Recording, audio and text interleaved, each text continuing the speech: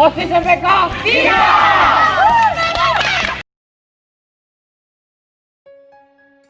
A'udzubillahi minasyaitonirrajim. Bismillahirrahmanirrahim. Assalamualaikum warahmatullahi wabarakatuh. Alhamdulillahilladzi arsala rasulahu bil huda wa dinil haqq liyudhhirahu 'ala ad-dini kullihi walau karihal kafirun. Asyhadu an la ilaha illallah wahdahu la syarika lah. Wa ashhadu anna sayyidina Muhammadan abduhu wa rasulullah nabiyya ba'd. Allahumma salli wa sallim wa barik ala sayyidina Muhammad wa ala ali sayyidina Muhammad. Subhanal malikil kudus, subhun kudus rabbuna rabbul malaikatu war ruh. Subhanallah walhamdulillah wa la ilaha illallah wallahu akbar wa la hawla wa la quwata illa billahil alil azim. Hadirin kaum muslimin, kaum muslimat rahimakumullah. Alhamdulillah, bersyukur kita kepada Allah Subhanahu wa ta'ala, karena itu nikmat yang paling indah. Bismillahirrahmanirrahim. La in syakartum la azidannakum wa la in kafartum inna azabi lasyadid. Sesungguhnya barang siapa kita ini seorang hamba Allah yang dhaif, orang yang bahagia itu adalah orang yang pandai bersyukur kepada Allah. Orang yang selalu bersyukur kepada Allah. Sekecil apapun nikmat yang Allah berikan, tetap bersyukur. Itu dikatakan orang yang bahagia. Insya Allah akan kutambah. Tetapi sebaliknya, jika kita tidak mensyukur nikmat yang Allah berikan, maka laknat atau azabun syadid, azab yang pedih yang kita rasakan. Subhanallah. Ayah bundaku, hadirin wal hadirat, kaum muslimin, kaum muslimat, peserta didik yang dimuliakan Allah Subhanahu wa ta'ala. Di dalam Al-Quran surah At-Taubah ayat 36 yang berbunyi, A'udzubillahi minasyaitonirrajim. Bismillahirrahmanirrahim. Inna iddatash syuhur indallahi asna asyara syahran fi kitabillah yauma khalaqas samawati wal ard minha arba'atul hurum.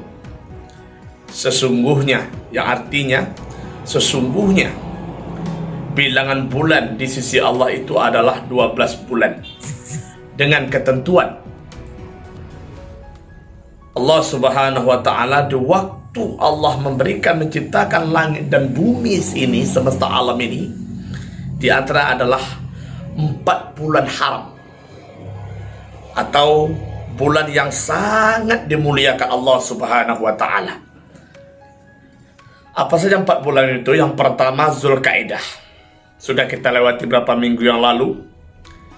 Kemudian bulan Zulhijjah, sekarang sudah kita memperingati hari raya Idul Adha, dan sudah kita lewati beberapa hari yang lalu di hari Tasyrik 11, 12, 13 Zulhijjah.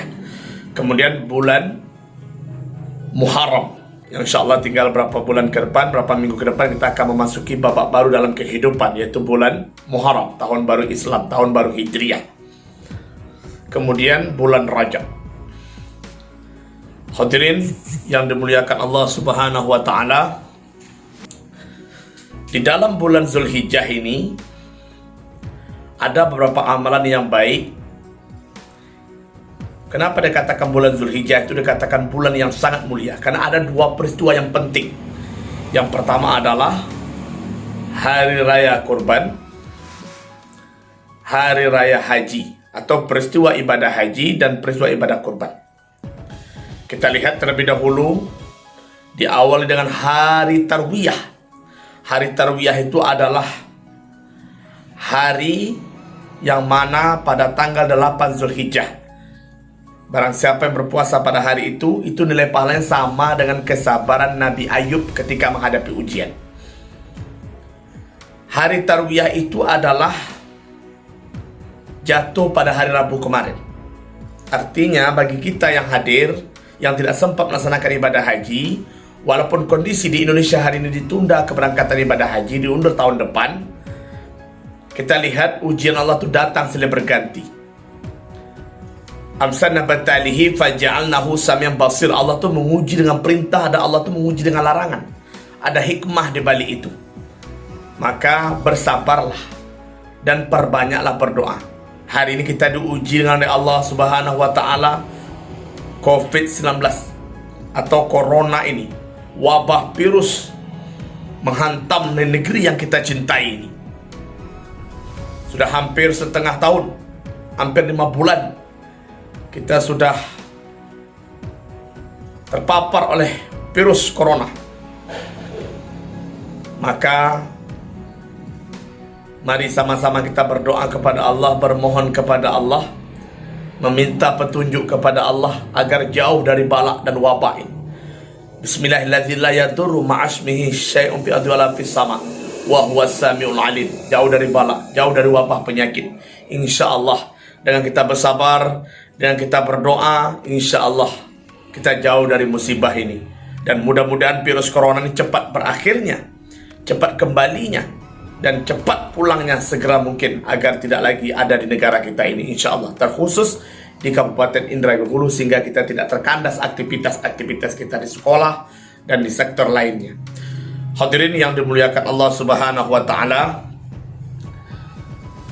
di dalam peristiwa di bulan Zulhijjah ini disebut dengan hari Tarwiyah. Itu kisah ada kaitannya dengan Nabi Ibrahim alaihissalam, yang dikala itu menunaikan janjinya. Dia bermimpi pada suatu hari disuruh sembelih anak kandungnya sendiri. Siapa yang sanggup, saudaraku?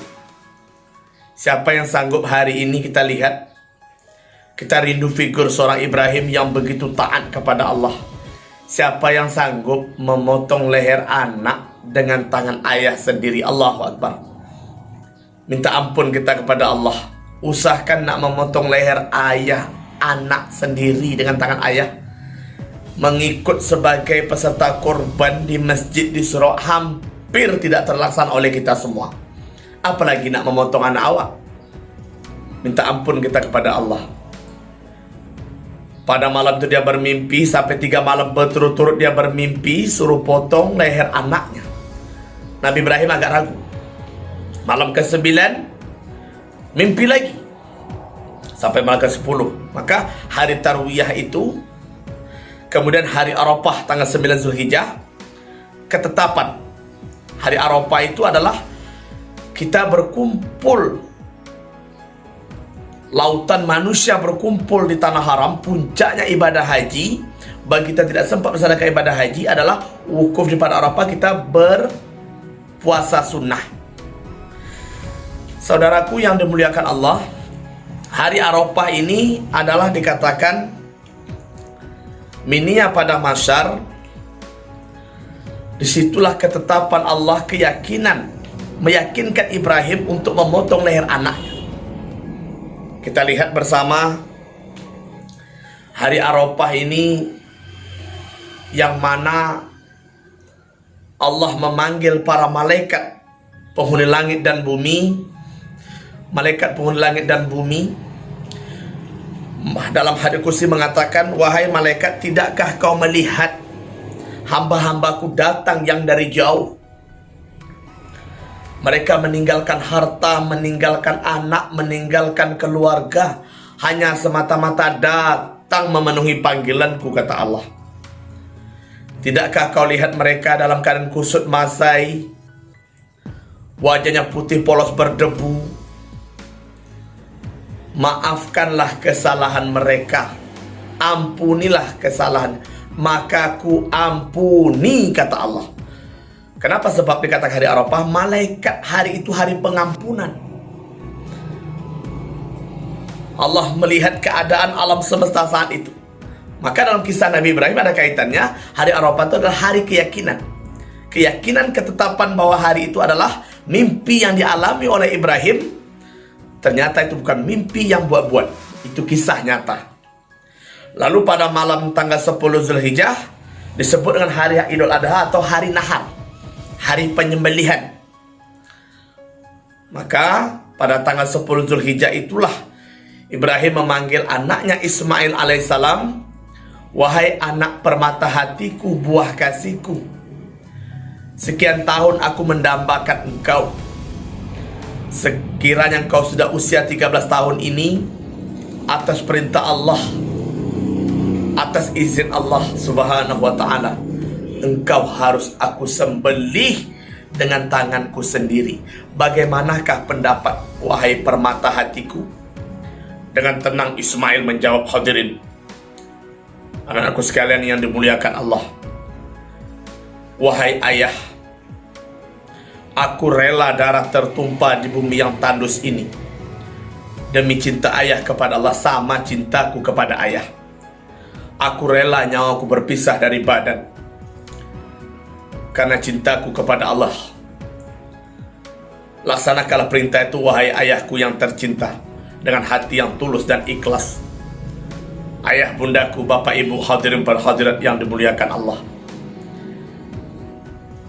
Ketika Nabi Ibrahim alaihissalam membawa Ismail ke tempat di lereng Bukit Mina, di Tursina kalau pergi umroh itu bisa melintas di Mina, itu tempat pemotongan itu. Disitulah darah akan membasahi bumi yang tandus. Sebelum mereka berangkat, antara ayah dan anak saling berpandangan. Pandangan yang sukar diukirkan dalam sejarah antar satu dengan yang lainnya.